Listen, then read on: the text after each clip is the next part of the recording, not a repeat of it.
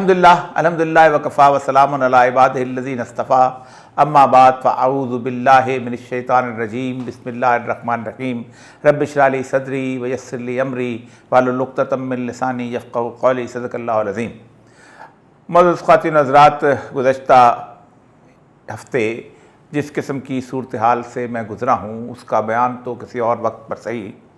لیکن اس صورتحال سے نکلنے کے بعد ایک ایسی خوشخبری مجھ کو ملی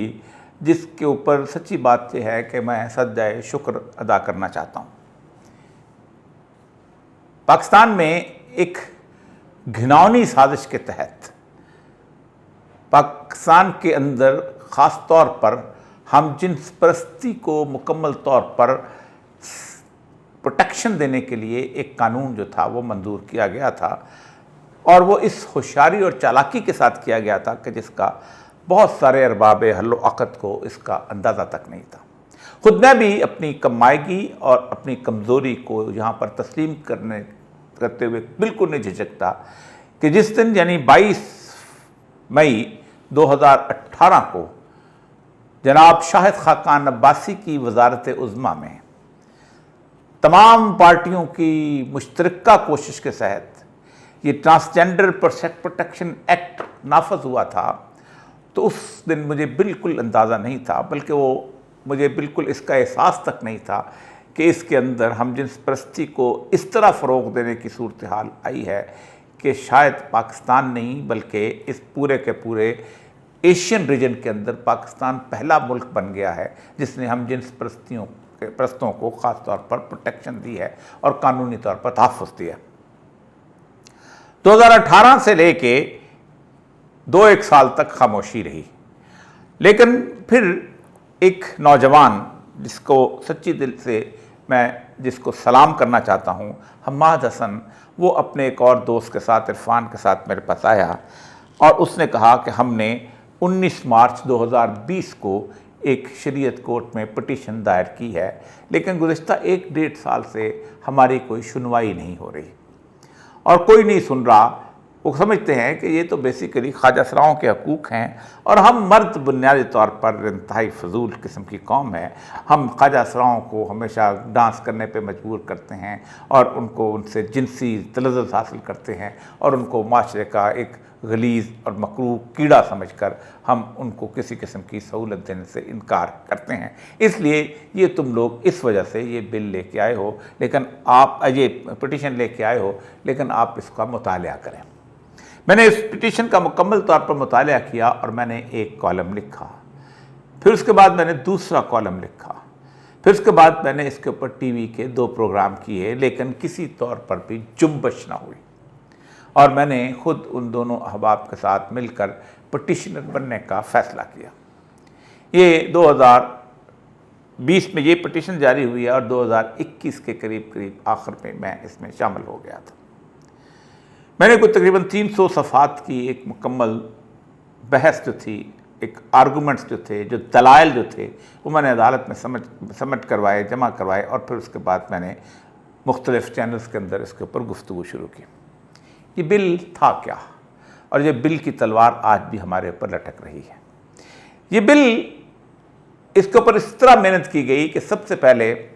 خواجہ سراؤں کے حقوق کے نام کے اوپر ایک پٹیشن افتخار محمد چوہی صاحب کی عدالت میں پیش کی گئی اور کہا گیا کہ خواجہ سراؤں کے حقوق جو ہیں ان کا تحفظ کیا جائے۔ اس کی جو مین لیڈ اور فوکل پرسن تھی وہ الماس بابی تھی، جو کہ ایک خواجہ سرا تھی اور فزیکلی خواجہ سرا تھی۔ اس خاتون کی پٹیشن کو سامنے رکھتے ہوئے انہوں نے ان کے ٹرانسجنڈرز کے جو تھے وہ ان کے حقوق کو متعین کرنے کے لیے ان کو کہا کہ سب سے پہلے تو ان کو شناختی کارڈ جاری کیا جائے اور ان کو ووٹ کا حق دیا جائے۔ ظاہر بات ہے ایسے معاملے کے اندر کوئی قانون نہیں بنا ہوا تھا، تو نادرہ اور باقی لوگ جو تھے وہ اس بات پر اتفاق کرتے تھے کہ خواجہ سرا جو ہے یہ اصل میں وہی ہوتا ہے کہ جو پیدائشی خواجہ سرا ہوتا ہے یا جسے بعد میں کسی طور پر خصی کر کے خواجہ سرا بنا دیا گیا ہوتا ہے۔ اس کے بعد پورا 1 سال ایک کاکس بنا مختلف قسم کی پارلیمنٹیرینز کا، جن میں سے روبینہ خالد تھیں اور اس کے بعد فرت اللہ بابر تھے اور کچھ 4-5 لوگ، کچھ نون لیگ کے، کچھ कुछ ऐरे हैं, कुछ गहरे हैं, कुछ नत्थू हैं, कुछ खैरे हैं, इन्होंने सिविल सोसाइटी के साथ मिलके, ह्यूमन राइट्स कमीशन के साथ मिलके इस ड्राफ्ट का काम के लिए काम करना शुरू किया। और ये बिल्कुल सामने नहीं आया, ये उस दिन सामने आया और उनकी तस्वीर भी उस दिन सामने आई जिस दिन ये बिल मई में टेबल हुआ। शाहिद खाकान अब्बासी साहब की हुकूमत जा रही थी, 4 या 5 दिन रहते थे, और आप असेंबली की बहसें उठाकर देखें, ये लोग इस हद तक मुश्ताक थे कि ये बिल पास हो जाए ताकि कोई अगली हुकूमत जो है इसका क्रेडिट न ले सके, और इस पर मुकम्मल तौर पर बहस नहीं की गई। और इस बिल को उस वक़्त के स्पीकर जो थे, सादक साहब जो थे, उन्होंने ख़ास तौर पे इस बिल को पास कर दिया। इस बिल के अंदर इंतहाई शानदार तरीके के साथ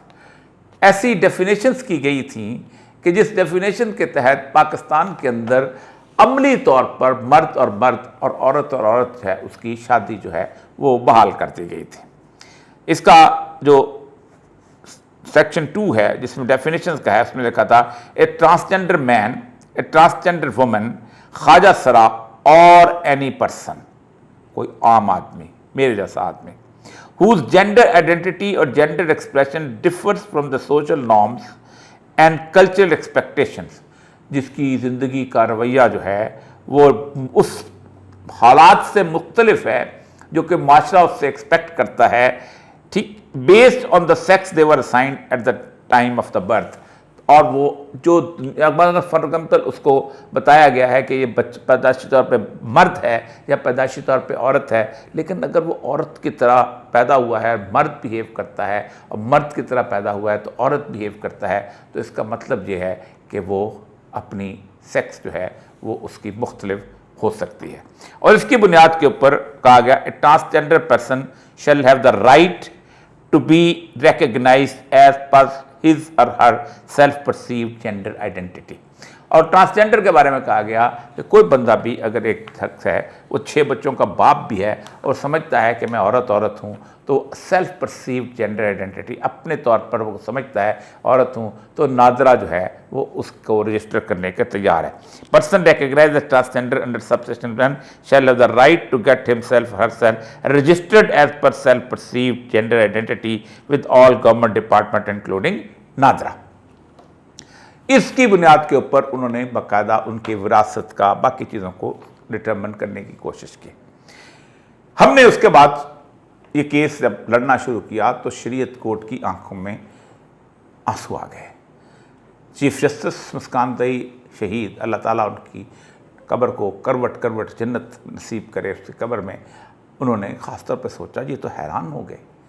कि ये तो इतना बड़ा काम हो चुका हुआ है कि अब फॉर एग्ज़ाम्पल एक मर्द जो है वो एक नादरा के पास जाता है और जाने के बाद वहाँ जाके अपने आप को रजिस्टर करा लेता है औरत के तौर पे, और एक शनाख्ती कार्ड एक मर्द का है, ये दोनों एक मौलवी के पास जाते हैं, तो मौलवी तो शनाख्ती कार्ड जाके देखेगा, क्योंकि मौलवी जाके किसी को सेक्स चेक तो नहीं किया करता, और दोनों का निकाह पढ़ा देगा और दोनों वो कानूनी तौर पर मियाँ और बीवी हो जाएंगे। इसी की बुनियाद के ऊपर सेनेट के अंदर जो रिपोर्ट पेश हुई और उस रिपोर्ट जब सामने आई तो उसका अंदाज़ा ये हुआ कि तकरीबन 16 से 17,000 लोगों ने अपनी जिन्स तब्दील करवाई थी। ये केस इंतहाई, जैसे कहते हैं, विगरसली लड़ा गया। मैं लाहौर से यहाँ से इस्लामाबाद जाया करता था, फिर आहिस्ता आहिस्ता वो जैसे कहते हैं कि मैं अकेला ही चला था जानब मंजिल, मगर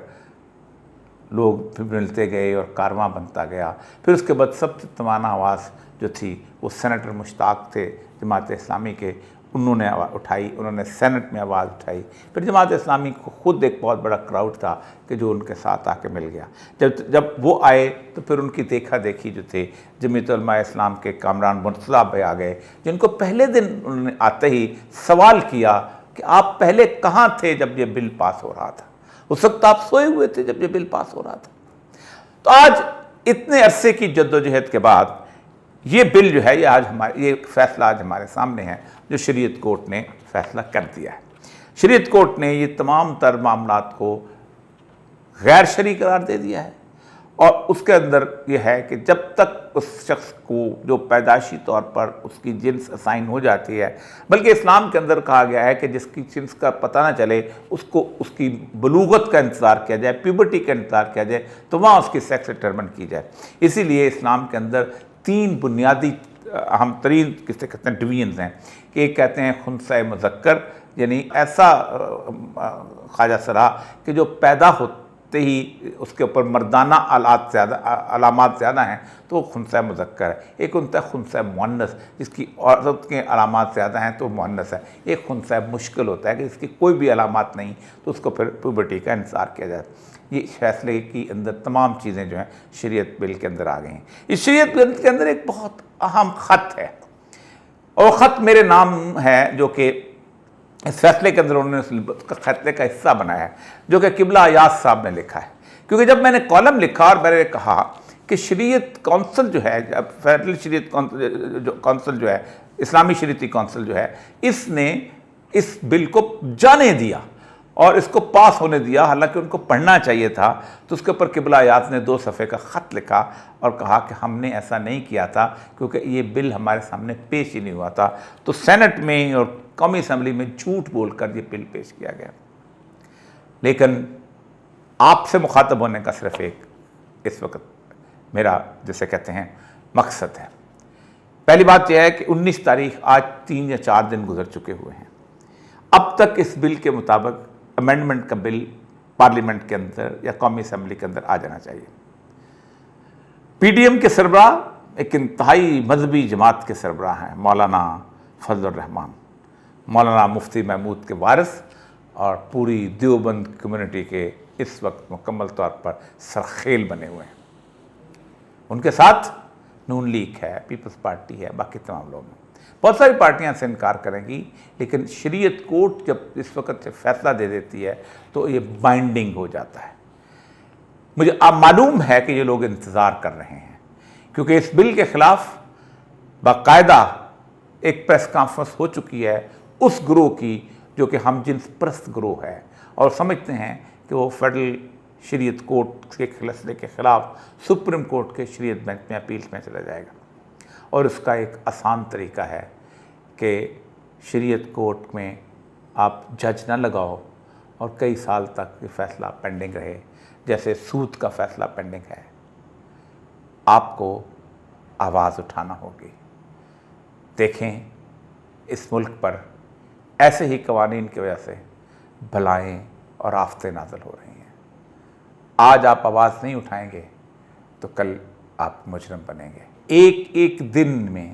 اگر 24 گھنٹے ہیں اور 24 گھنٹے کے اندر اگر 60 منٹ اور لگا لیں تو ہر منٹ آپ اس گناہ کا ارتکاب کر رہے ہیں جو اللہ اور رسول صلی اللہ علیہ وسلم کی نافرمانی ہے۔ اجازت دیجیے، وآخر دعوانا الحمدللہ رب العالمین۔